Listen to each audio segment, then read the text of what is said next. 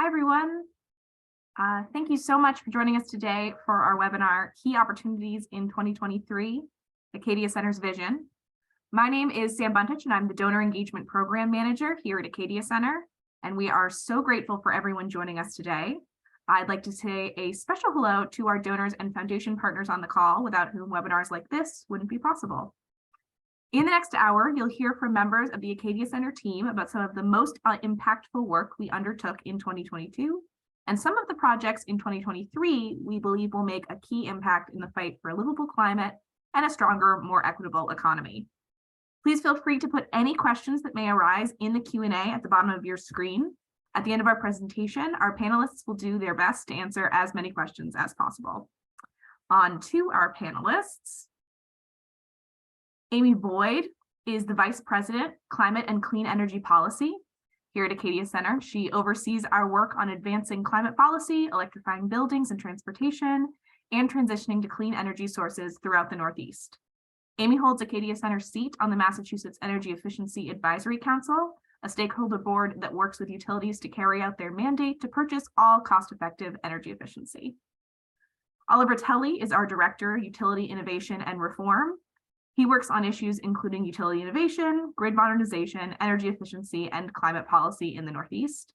Prior to Acadia Center, Oliver worked as a senior program associate at the Energy Foundation, where he focused on advancing policies in support of energy efficiency and utility business model reforms. Paula Moncado Tamayo is a policy analyst here at Acadia Center. She supports the goals of Acadia Center by undertaking data analysis and research work. She is an engineer and urban planner who's passionate about fostering more equitable, sustainable, and inclusive cities. And Ben Butterworth is Director, Climate, Energy, and Equity Analysis. His work includes managing and conducting analytical work in support of Acadia Center's initiatives and state implementation efforts. Ben's interdisciplinary work experience includes energy efficiency, renewable energy, thermal decarbonization, electric vehicles, greenhouse gas quantification, scenario analysis, and cost-benefit analysis. It's an impressive panel, if I do say so myself. And without further ado, I will turn it over to our first speaker, Amy Boyd. Hello, everyone, and thank you, Sam. So let's start off with who Acadia Center is, though I'm pretty sure none of y'all would be here if you didn't already know who we are. We're a clean energy nonprofit working to advance bold, effective, and equitable clean energy solutions for a livable climate and stronger, more equitable economy. Our work focuses on 6 different initiatives, and we operate throughout the Northeast, by which we mean New England and New York. Next slide, please. We can do all of the amazing work that you will hear about today because of foundation grants and individual donors like you. So thank you. Next slide, please. And we do that work primarily through a 3-step process: research, advocate, and implement. And that is going to be the structure of my presentation today. Next slide, please. Talking you through some of our greatest hits from 2022 and how they set us up for our 2023 work. My colleagues will then walk you through some of the themes of our upcoming 2023 work: changing how government utilities work, multi-state cooperation, and providing analysis and data to improve decision-making. So let's get into what made 2022 awesome. Next slide, please. Acadia Center developed a home energy simulator, which we call POWERHOUSE, that provides state-specific data customized for each state's building stock, energy rates, grid emissions, and weather. That allows us to tell the emissions and costs of single and small multifamily housing, which enables us to show the environmental, health, and cost impacts that come from electrification or continued use of fossil fuels, and allows us to vary the building shell characteristics to be able to show the effects of weatherization and other efficiency measures. It also has data on an hourly basis. So although we haven't used it for this yet, we could model the impact of electrification on grid demand, for instance, particular hours of the day. With such information, Acadia Center and our partners are armed with information to be able to compete on a more level field with fossil fuel interests, who argue that electrification will be a financial disaster for consumers or that fossil fuels are needed.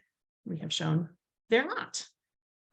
In February 2022, we released a report on New Jersey with support of the New Jersey Conservation Foundation, which showed that for all utility territories within the state, electrification and weatherization of drafty housing would reduce the operating costs that the consumer pays and emissions substantially, as you can see in these graphs. We then worked with our coalition partners in New Jersey to utilize this report to advocate for electrification programs, better incentives, more like in Massachusetts and New York, programs to assist low and moderate income households with electrification and weatherization, an all-electric building code, development of a building electrification roadmap to lay out how New Jersey would reach its goal of conversion of 90% of buildings to all electric by 2050. Work in this area is very much still ongoing, but this report has been cited in 9 articles based on a quick Google search this morning. So still out there in the public discourse. And that is an example of how we research to impact electrification policy. Next slide, please. Next up is advocacy. Acadia Center had a lot of success with advocacy last year. To choose just one segment and one bill, we followed up 2021's historic Act on Climate in Rhode Island, which itself set aggressive climate emissions reduction goals. And with Acadia Center's organizing environmental activists and other stakeholders laid out a plan to meet the Act on Climate goals. We followed up that successful bill with a bill that was signed in June that will make Rhode Island the first state in the nation to achieve 100% renewables. Technically, it does that by ramping up the renewable energy standard to require the equivalent of Rhode Island's entire load in 2033 to be purchased as renewable energy certificates. Other related laws allow procurements to deliver about half of Rhode Island's load through offshore wind specifically. And it also directs the state to find ways to partner with other states to build more clean energy transmission, most particularly for offshore wind.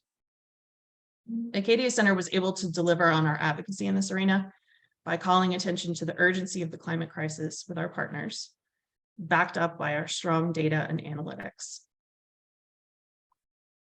Next slide, please. And then for implementation, I will give you a taste of the web of work that we took on in 2022 related to the questions of how continued use of natural gas, especially in our buildings, can be compatible with the region's climate targets. And spoiler alert, it's not. So in 2021, Acadia Center realized that really taking on the question of natural gas distribution would require expertise in efficiency, building science, legislation, advocacy, environmental justice, gas industry practices and utility business models, basically tons of different areas, some of which we're expert in, but not all, and created a coalition called Beyond Gas that started in Massachusetts, but now has branches in Rhode Island and Connecticut. And we're also working to make it more coordinated throughout the region. All of the states are working on this issue at the same time. This group brings together different advocates with different expertise in those areas to work together and kind of combine our superpowers. So from 2021 through 2022, that group submitted 7 sets of coordinated comments in the DPU 2080 docket, which is the Massachusetts Future of Gas. Acadia Center did 5 of its own as well, focused on technical issues and utility business model concepts. In 2021, we also published RESPECT, which stands for Reforming Energy System Planning for Equity and Climate Transformation. Our acronym game is STRONG. which highlights significant barriers that the utility business model creates to driving change at the speed of the climate crisis. And it proposes 2 key reforms: creating a statewide entity charged to implement the state's climate and equity goals, and to do integrated planning across fuels, utility territories, and other silos that are just unnecessary. I think the clearest example of why we need such reforms can be seen in the question of the future of the gas company. Why are we asking the gas company by itself to make plans for what its industry will look like in 2050 in a silo with no interaction from the electric utility or delivered fuels or real control by the state or consumers who will be impacted? It's just not a great idea. And we can do it better. So in 2022, I took that message to influential experts, including getting to speak about the issue at the New England Conference of Public Utilities Commissioners and the June edition of the Restructuring Roundtable. We also raised it within the DPU 2080 docket and the Massachusetts-focused Future of Gas, and we plan to raise it in the upcoming Rhode Island Future of Gas docket too. In the meantime, and as you'll hear in more detail from my colleague Ben, Acadia Center used its expertise on renewable natural gas and alternative fuels like hydrogen to fight back against gas companies' attempts to justify continued investment and expansion to their pipelines through the use of renewable natural gas in key dockets. We secured 2 victories of sorts, one at the Department of Public Utilities in Massachusetts that found that for a renewable natural gas contract to be shown as in the public interest as reducing greenhouse gases, they need to actually show evidence of that just because it's renewable natural gas doesn't automatically make it actually low greenhouse gas. And the second sort of victory was at the Rhode Island Energy Facility Siting Board, when they required the utility to provide a comparative greenhouse gas analysis, not just of their preferred gas project, but also a moratorium and non-pipeline alternatives like electrification. Finally, as you'll hear more from my colleague Oliver, we got part of RESPECT, the statewide comprehensive planning aspect, passed in Maine through LD 1959 in 2022. And we are introducing legislation to implement RESPECT reforms in Massachusetts in 2023. Next slide, please. Some more fun stuff from 2022 highlights. We were quoted in over 90 articles, geographically, north to south, Bangor Daily News to the Providence Journal, all the way from Connecticut Examiner, NewJersey.com, Boston Globe, New York Times, Utility Dive, Washington Post. We went on the radio 10 different times, and we're in 4 TV news segments. And Twitter's our strongest social media category. We had 15,610 visitors and got 200 new followers. And next up is Oliver to talk you through how government and utilities work and how we're changing it. Thank you. I'm going to be talking a little bit about our Utility Innovation Initiative, and then more specifically about one of the projects that we've been working on last year and will continue to do so this coming year. Next slide, please. So just in general, our Utility Innovation Initiative is focused on aligning utilities and energy policy overall with climate, consumer, and equity priorities. And we work to achieve those goals through a number of key strategies. The first is around long-term utility planning reforms that Amy spoke about, and I will speak a little bit more on in a second. We also work to hold public utility commissions and state agencies accountable for actually advancing climate and environmental justice goals. We work to reform utility business models and the incentives that they face so that the decisions that they make and the investments that they choose to pursue work in the public benefit. We also advance grid modernization to enable a flexible energy system and one that works for consumers. And we advance a set of reforms specifically related to gas utilities to try to phase out the use of fossil gas. Next slide. So in terms of a general overview of the respect planning reforms that Amy mentioned, we've been working on these issues for a number of years now. And this proposal is an attempt to take a step back and look at the entire energy system and the way that utilities do their long-term planning, and think about the fundamental changes that are needed to actually bring about real progress.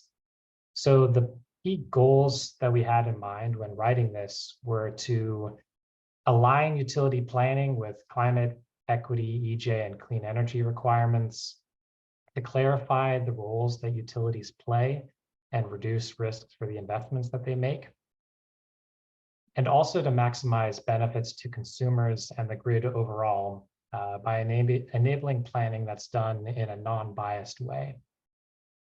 Next slide.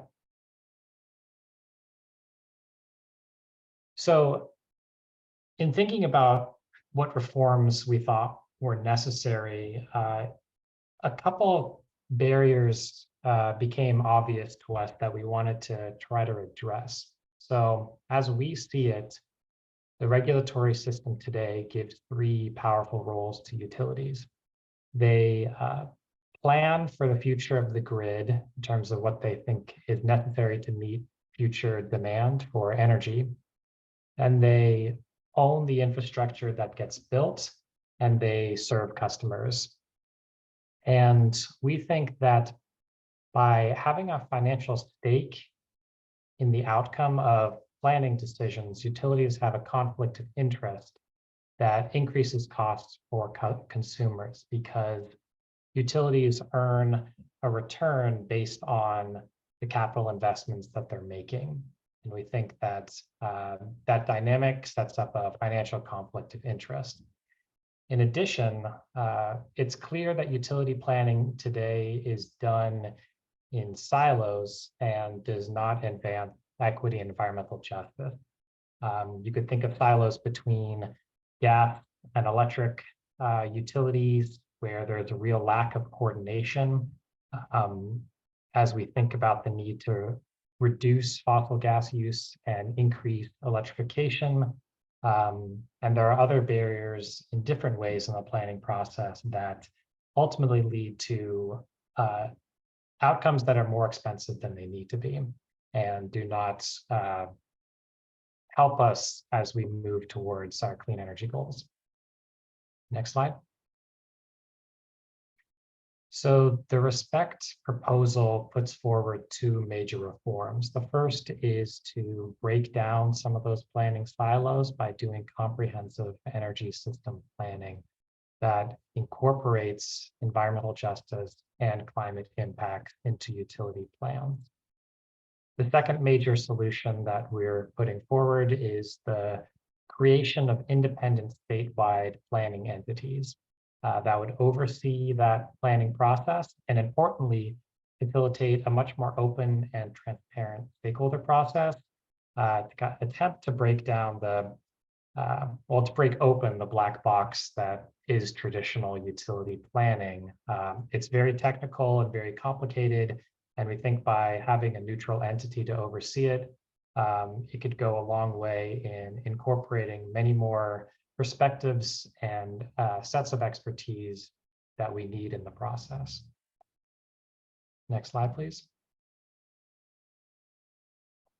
So I wanted to talk about one key example that we're working on to implement these kinds of reforms, and then I can touch on a number of other things that we're doing at the same time. So in Maine, in the early part of last year, we helped to draft and get passed a bill, LD 1959, that requires integrated grid planning in Maine. it requires utilities to develop 10-year distribution plans that are regularly updated that help to increase resiliency and work to meet the state's greenhouse gas reduction requirements. The plans must also include an assessment of the equity and environmental justice impacts of the plans.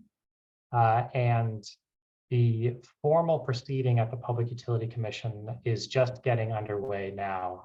This past Friday, the PUC hosted the first stakeholder workshop where the two investor-owned utilities and a few others made presentations to set the table for how utility planning is done currently.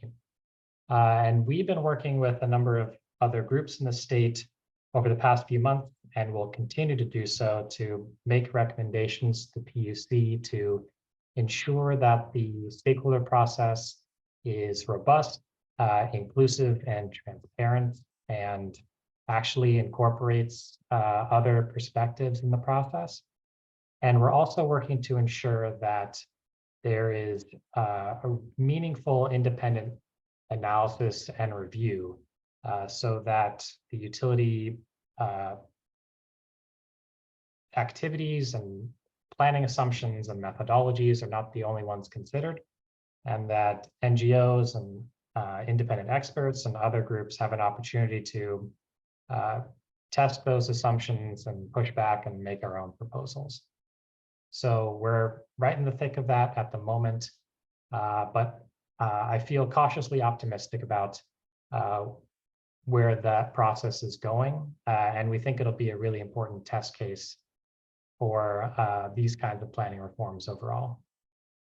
Next slide. And then at the same time, we're working to implement these kinds of reforms through legislation elsewhere. We have currently a bill drafted in Massachusetts and 2 legislative sponsors that would require integrated grid planning and would establish an independent planning entity to oversee the process. And we're considering opportunities to do the same legislatively in New Jersey. And finally, we are anticipating an integrated distribution system planning proceeding kicking off sometime this year in Connecticut. And we'll be paying close attention to that and getting involved in making sure that strong and leads to effective change.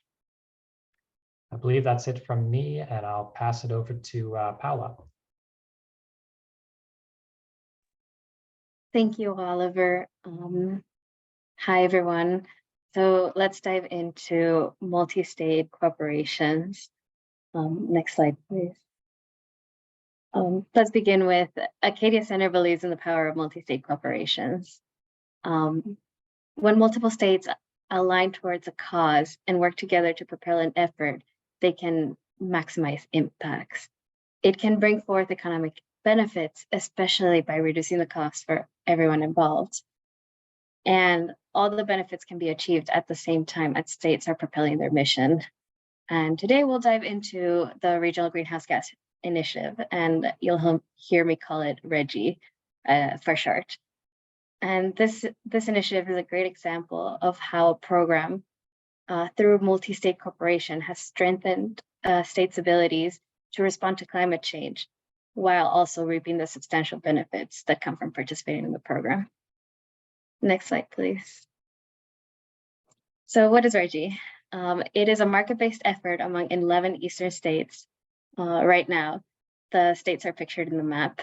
And I say right now because RGGI is hoping to expand to include other states like Pennsylvania and I believe North Carolina.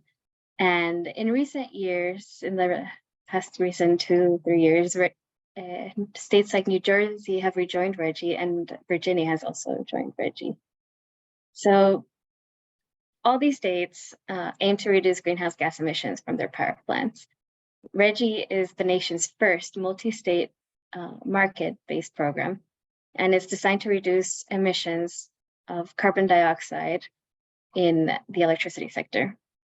This system is applied to electric power plants that generate 25 megawatt hours of electricity or more. The program formally began in 2009 and has been strengthened after towards or with comprehensive program reviews. And right now, RGGI is undergoing its third program review. Next slide, please. So has RGGI seen emission reductions? Yes, RGGI states have definitely seen emission reductions. And this is a lot due to how the program limits annual emissions. And they do so by placing a cap on the total emissions. This cap is reduced every year, which helps provide a high level of assurance that emissions will be reduced according to plan, as emissions cannot exceed that allotted amount. And in this graph, you see represented the trend for the original 9 states, the states that have been part of RGGI since the beginning of the program through 2021. And these states can say that their participation in the program has helped them avoid more than 64 million short tons of carbon emissions. You see the emissions have fallen from 129 million short tons to 65 million tons in 2021. And these 9 states can demonstrate a steep decline in the past 13 years. Next slide, please. And I believe I just mentioned that new states came into RGGI. And this graph can help us see what the impact of new states has been. We developed this graph to also show how Pennsylvania joining RGGI would be a really important, or how important Pennsylvania would be if they joined RGGI. Pennsylvania would account for 43% of the total emissions, including New Jersey and Virginia. And every time a state joins, the cap increases and the market starts generating more proceeds than ever that are later invested into clean energy or energy programs. Next slide, please. So let's talk about how that market works and how those auctions work. Power plant owners purchase allowances in quarterly auctions. So regulated entities must purchase allowances to cover the emissions they generate in the program's 3-year compliance period. And one allowance is equivalent to 1 ton of CO2 emissions. And controls are put in place to ensure that the auctions run effectively and the participants are permitted to trade and purchase allowances on secondary markets. And so that's all represented in that graph. I wanted to highlight this graph because this graph has been quoted often to show RGGI emissions and quarterly auctions in one place. You can definitely see the trend line of emissions going down and the proceeds being generated per each quarter. Next slide, please. The revenue from the allowances are invested in energy efficiency, greenhouse gas abatement, electricity bill assistance, and other causes that individual states deem worthy. These numbers come directly from RGGI Inc.'s latest proceeds report, and they're just an example of what benefits can come out of RGGI. Energy efficiency remains the largest portion of RGGI investments. In their last report, they say that 35% of the total proceeds are being used in energy efficiency projects by states. And over the lifetime of this installed measures, RGGI investments in energy efficiency have projected 1.2 billion on energy savings, providing benefits to over 56,000 participating households and over 700 participating businesses. Energy efficiency also creates jobs, and there is an estimated increase in employment and housing and construction due to these investments. Lower energy costs have also created numerous benefits across the economy, allowing businesses to expand and families to save and invest in other priorities. RGGI funded investments can in energy efficiency, together with broader energy policies in each RGGI states, have made the region a leader in this field. And 6 of the RGGI states, once again, ranked among 2021's top 10 states in energy efficiency, according to the American Council of Energy Efficiency Economy. So big wins in there. Next slide, please. So where's the intersection of Acadia Center and RGGI? Acadia Center has been deeply engaged in RGGI's development, strengthening, and expansion over the past 15 years. Since the beginning of the program, since the program's original design to the present, Acadia Center has been there. And we're currently working hard on developing an update to this 2019 report titled RGGI 10 Years in Review, pictured in the slide. And it will be released soon. So keep an eye out, especially if you found this presentation interesting. This update report will leverage data to analyze RGGI's economic and emission reduction benefits to date. And it's also comparing it to the rest of the United States. This report also has a component to analyze the program's historic impact on EJ communities and highlight how RGGI can be reformed to better support these communities, including putting forward voices of environmental justice groups that ask for proceeds to be allocated towards the frontline communities. And we are providing an analysis on how the RGGI cap would look like, or what it would be like if it was in line with net zero goals from each state, now that states have had very aggressive goals. And we are confident that this report will be instrumental in influencing the 3rd program review, which is currently ongoing. Next slide. And yes, that's everything. Thanks for your time, and I'll pass it on to Ben. Thanks, Paola. Yeah, so I'm going to talk a little bit about providing analysis and data to improve decision making and how we're doing that at Acadia Center. Next slide. Yeah, so the future of the natural gas distribution system is a topic that we've been heavily involved in, as Amy and Oliver kind of alluded to. So, right now the natural gas distribution system delivers gas through pipes to homes and businesses in the Northeast.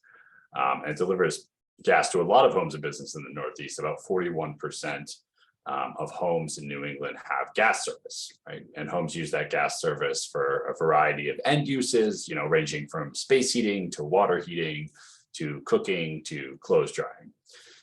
And the big question is, is the continued existence of the gas distribution system actually compatible with achieving net zero greenhouse gas emissions by 2050? As a lot of these states in the Northeast have established targets to achieve net zero along that time frame. Next slide. So the electrify everything threat to gas utilities. So numerous studies have highlighted that the lowest cost path to net zero emissions is basically to electrify what I call almost everything. And what is almost everything? Well, the big chunks of what we're trying to electrify are building space heating, water heating, and cooking, and then cars and smaller trucks. Alternative fuels like hydrogen may have some sort of role to play in kind of heavy duty, long haul trucking. But for the vast majority of vehicles you see on the road today, the most cost-effective path is electrification. So obviously this is a direct threat to the continued existence of natural gas utilities. If they are having customers switch from reliance on natural gas at their homes and businesses to a reliance solely on electricity, that's obviously not compatible with their sort of long-term business model. Next slide. So this is where renewable natural gas, often referred to as RNG, and hydrogen come in. So you may have seen folks talking more and more about this in recent years. It's been quite the hot topic. And gas utilities have been promoting the idea of replacing natural gas with green hydrogen and renewable natural gas. So in theory, and I emphasize the in theory there, this would enable gas utilities to maintain something resembling their existing business model while simultaneously helping states achieve their net zero targets. Next slide. So what is RNG and what is hydrogen? I'm not going to dive too deeply into it, but for folks who aren't as kind of versed in this topic, renewable natural gas, also known as biomethane, is chemically identical to natural gas, but is produced from biogenic sources, with examples being like landfill gas or livestock waste, which produces biogas.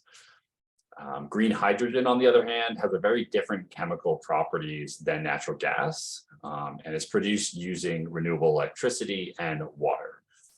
It doesn't release greenhouse gas emissions when it's combusted, so that's one of the kind of benefits of green hydrogen. Collectively, these fuels, along with a couple others, are referred to as alternative fuels, so you might hear that terminology thrown around. Next slide. However, biofuels and hydrogen have a role to play in decarbonizing our overall economy. There's a few distinct problems with them when you talk about them in the context of helping to decarbonize our buildings. So RNG and hydrogen share kind of several concerns. They're both expensive. They both have a very limited supply. And both of them should really be used in sectors of the economy that are the hardest to electrify. So sectors like aviation or chemical production, where there really is no alternative like electrification. And then there's a couple of specific concerns related to RNG. It doesn't solve the gas system methane leak issue, right? We know our gas system leaks a lot of methane, and since RNG is chemically identical to natural gas, right, it still contains a lot of methane. And so the leak issue still exists, even if you switch natural gas to RNG. It's also not carbon neutral when life cycle emissions are taken into account. It's a complex topic, but it's good to know that it's not a carbon neutral or GHG neutral fuel. It really depends on how the RNG is produced. And then some hydrogen specific concerns, right? We know it's not fully compatible with the existing gas pipes and the gas infrastructure. And the current thinking is that it can only replace about 7% of the natural gas flowing through the gas distribution system. So it's kind of limited in its greenhouse gas reduction impact in the gas system kind of inherently. Hydrogen also poses some safety issues. It's prone to leaks and highly explosive. So while it might be appropriate in like an industrial factory setting, it's not necessarily appropriate for combustion in someone's basement. It's also an inefficient use of electricity. So it takes a lot of electricity, clean electricity, to produce green hydrogen. And in most cases, it's more efficient to use that electricity directly, right, to power efficient equipment like heat pumps to provide space heating, rather than inserting this intermediate step of producing hydrogen. Next slide. So there's a current debate in Northeast states and states outside the Northeast about the best path forward. So to really simplify things, path one is kind of the electrify almost everything approach that I mentioned earlier. And path two is a more heavy reliance on RNG and hydrogen as a natural gas replacement in the building sector. So this debate is a really hot topic that Acadia Center has been actively involved in across Northeast states. And some examples of forums we've been involved in, as Amy made reference to, the Massachusetts DPU 2080 investigation, assessing the future of natural gas. So really looking at what role should the gas system be playing in the next 10, 20, 30 years. Rhode Island is just undertaking, it's just getting kicked off. I'm actually on a panel on Thursday on this topic, but it's the Rhode Island PUC 2201 NG investigation into the future of gas, which shares a lot of similarities and is asking some of the same questions as the Massachusetts investigation. And then Connecticut, the Comprehensive Energy Strategy and Hydrogen Task Force the Hydrogen Task Force just wrapped up, but the Comprehensive Energy Strategy is currently in development, and they're both kind of grappling with some of these same issues that Rhode Island and Massachusetts and other states are dealing with. Next slide. So how does Acadia Center add value to these conversations? So what we do is we dig into the details of reports and modeling, we question assumptions, and we highlight how problematic assumptions impact policy recommendations. So a lot of it's really in the weeds, it's really technical. We're skimming through, 400-page reports, looking at assumptions, looking at the raw data that's informing the kind of policy outcomes, that type of thing. So an example is, in the Massachusetts Future of Gas study, that study ended up kind of supporting a path forward that relies heavily on alternative fuels. However, Acadia Center demonstrated this recommendation was flawed because of the analysis. And some of the flaws that we kind of uncovered upon digging are that the analysis ignored life cycle emissions of biofuels like renewable natural gas. It underestimated the methane leaks from the gas distribution system. It used outdated science to estimate the global warming impact of methane. And it underestimated the future costs of alternative fuels. Next slide. So related to the future costs of alternative fuels, I just developed this one slide just to highlight kind of an example of the type of analysis Acadia Center does in these types of situations. So, we found that the alternative fuels are more expensive than the Future of Gas report suggests. So there was a scenario in the Massachusetts study that relied most heavily on alternative fuels, and an estimated annual fuel costs of about $7.3 billion out in 2050, so projecting out into the future. But Acadia Center analysis actually highlighted that number was about $9.6 billion due to some kind of flawed assumptions in the logic of how markets for alternative fuels actually work in the analysis. And so this kind of simplified graph is showing that on the left, kind of the projected costs from the original consultants report in the Future of Gas.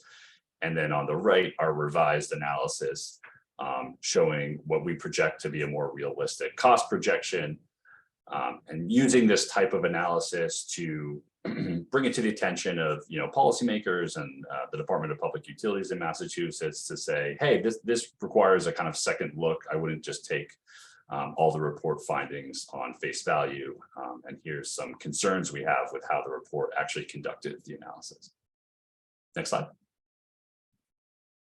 So just some goals for 2023 that I'm kind of specifically focused on and we're focused on here at Acadia Center is, leveraging data and analysis to ensure that state level policies utilize the best available data and science to treat RNG and hydrogen in a fair and balanced manner. And a couple examples of this in Rhode Island, as I mentioned, the Future of Gas process there is just getting kicked off. So the goal we have is really to develop a reasonable Future of Gas plan in Rhode Island that outlines how to transition away from the gas system and towards electrification. And in Massachusetts, this year will be in the process of developing a clean heat standard. And we want that standard to recognize the limitations of renewable natural gas and hydrogen and prioritize electrification. And a lot of that will be getting back to what I was talking about earlier about using accurate science and assumptions about these fuels to actually inform the policy recommendations that are coming out of these processes and making sure that they're using sound logic in developing these policy recommendations. Next slide. Great, so that's all I had. It seems like we have a few minutes. I think we might have a few questions. So I will kick it back to Amy. Yep, that's me. So we have some questions in the Q&A box, and people should feel free to add more questions in the Q&A box, because when else do you have a panel of experts on demand? So I guess this question is more for Oliver. What hurdles exist for the type of reforms to gas utilities that we would like to see? Sure, yeah, there are a lot of potential answers to this question. I'll name a couple and that come to mind, and then everyone else should feel free to add. I think one barrier that is top of our mind is the way that gas and electric companies are structured some utilities are gas only, some are electric only, some are both, but are seen, those aspects of the business are seen effectively as different businesses. And there's a real lack of coordination internally or across utilities about what areas of the grid gas distribution system should be decommissioned, which should be repaired, which should be entirely replaced with clean energy technologies or distributed energy resources. So there's this whole bucket of barriers around questions around planning. A second barrier is in terms of the financial incentives that gas and all utilities face in terms of the way that their revenues are decided. Utilities make money by earning an allowed return on capital investments, large, expensive infrastructure projects, and other investments that could solve a need, such as the combination of distributed energy resources or energy efficiency or storage. Those technologies or services are often contracted out, and they're seen as operating expenses, and the utility doesn't earn a return in the same way as they do on the capital expenses. And that just creates a natural disincentive to pursue those kinds of solutions, even though they might work in the consumer's interests or be better for greenhouse gas emissions or any other metric that you're looking at. And yeah, I'll pause there, but there are a number of other things, and maybe Amy or Ben or Paula want to jump into. I think you did a pretty good job covering it. So this question is for Paula. How likely is it that Pennsylvania will join RGGI?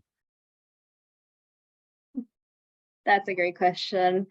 We've been working with the RGGI advocates, and I know the Pennsylvania people have their hands full with a lot of litigations.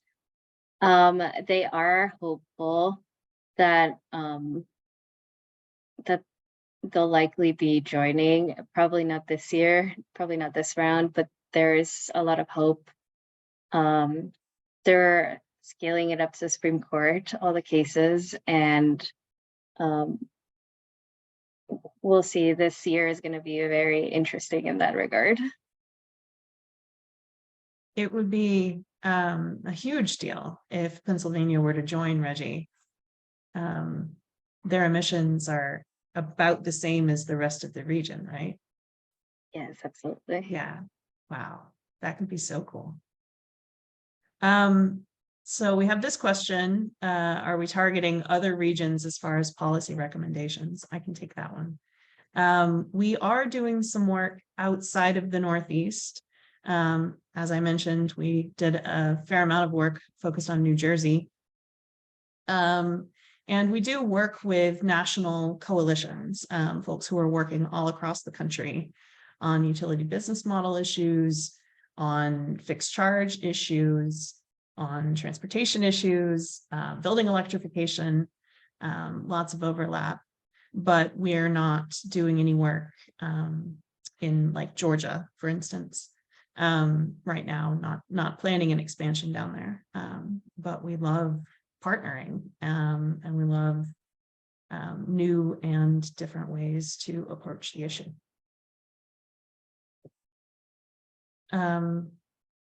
Okay, this one. So what do we do about batteries, essentially? Full electrification involves mining that could be devastating to the environment. What do we think about that?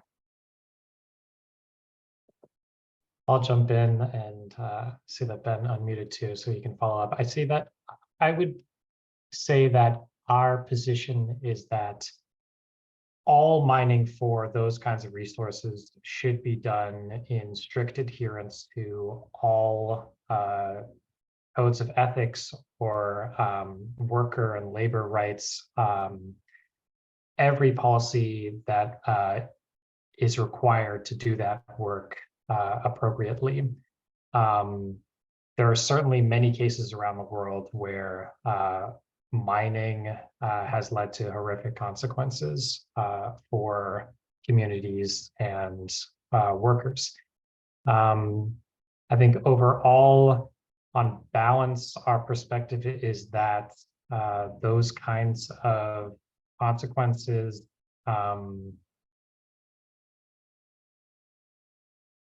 let's see how to phrase this. I think the concern is that without mining for those resources, if we pursued a world in which we continue to burn fossil fuels, ultimately the effects would be at such an enormous scale. But that being said, these are important considerations, and we need to pay close attention to how those resources are being extracted. Yeah, and I would just add, I mean, none of these technologies are a perfect solution, right? It's understanding that, you know, there's pros and cons. So what we're looking for is the least bad path forward to reach overall economy-wide decarbonization on a global scale. And there's pretty universal scientific consensus that electrification of passenger vehicles is the route to get there. Well, we simultaneously want to reduce vehicle demand as much as possible, and that comes down to, you know, land use policy and public transportation policy, et cetera. So it's really reducing travel demand as much as possible, realizing that not every technology is perfect, and realizing that our current technology to rely on internal combustion vehicles is extremely reliant on extractive processes as well, right? You know, the process of removing oil from the ground, the associated air pollution, the associated greenhouse gas emissions, right? There's a lot of downsides to the current status quo. And there's no perfect solution to decarbonization of the transportation sector, but we are working with the best solution we have at our disposal. So. Oh, and I'd also add that there's a lot of promising strides in lithium battery recycling, and also kind of using used car batteries, having a second life and capacity as solar battery storage, for example. So there's creative ways to kind of minimize the impact, and there's a lot of folks working hard on improving those technological processes, so we kind of limit the amount of lithium and other rare earth metals we're mining as much as possible. Definitely. That's the questions we had in the Q&A box. I'll give a minute in case there are any more. And then Sam, should we wrap it up? Do you want to give any closing words, or should I do that? No, yeah, I'll just say thank you all so much for being here today. If you do have any questions that come to mind after kind of digesting this presentation, there's plenty of ways to contact us on our website, as well as I think all of our individual contact information. So please feel free to reach out. And a huge thank you to all of the panelists today. I know I learned stuff from that presentation, and I'm here every day. So I really, really appreciate it. And thank you all for joining us today. I appreciate that as well. This recording will come up on our website as soon as possible. So you'll have an opportunity to watch again if you'd like. All right. Thank you, everybody. Thanks, everyone.